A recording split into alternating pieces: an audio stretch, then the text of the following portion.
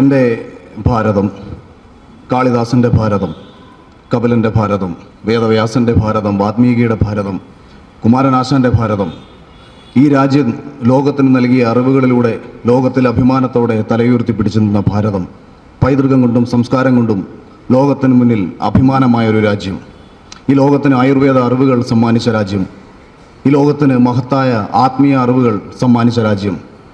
ഈ രാജ്യത്തെ ഇല്ലാതാക്കുക എന്ന് പറഞ്ഞാൽ എൻ്റെ രാജ്യത്തിൻ്റെ അറിവുകൾ ഇല്ലാതാക്കലാണ്, എൻ്റെ രാജ്യത്തിൻ്റെ അഭിമാനം ഇല്ലാതാക്കലാണ്.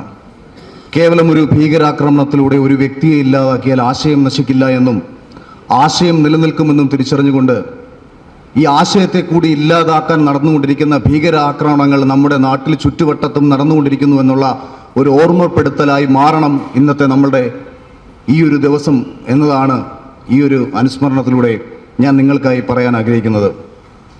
അതായത് പഹൽഗാമിൽ നടന്ന ഭീകരാക്രമണത്തിൽ മരണപ്പെട്ട മനുഷ്യരെക്കാൾ ഉപരി അവർ ഉയർത്തിപ്പിടിച്ചിരുന്ന ആശയം രാജ്യത്ത് സംസാരിക്കപ്പെടണം.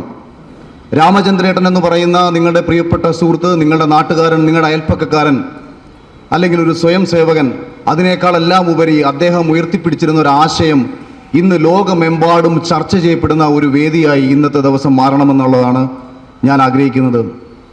അവർക്കില്ലാതാക്കാൻ രാമചന്ദ്രേട്ടൻ്റെ ഭൗതിക ശരീരത്തെ മാത്രമേ കഴിഞ്ഞിരുന്നുള്ളൂ. അദ്ദേഹം ഉയർത്തിപ്പിടിച്ച ആശയം ഇന്ന് നമ്മളിലൂടെ, ആയിരക്കണക്കിന് മനുഷ്യരിലൂടെ, ഭാരത പ്രധാനമന്ത്രിയിലൂടെ ചർച്ച ചെയ്യപ്പെടുന്നിടത്താണ് നമ്മൾ കൂടുതൽ അഭിമാനിക്കുന്നത്.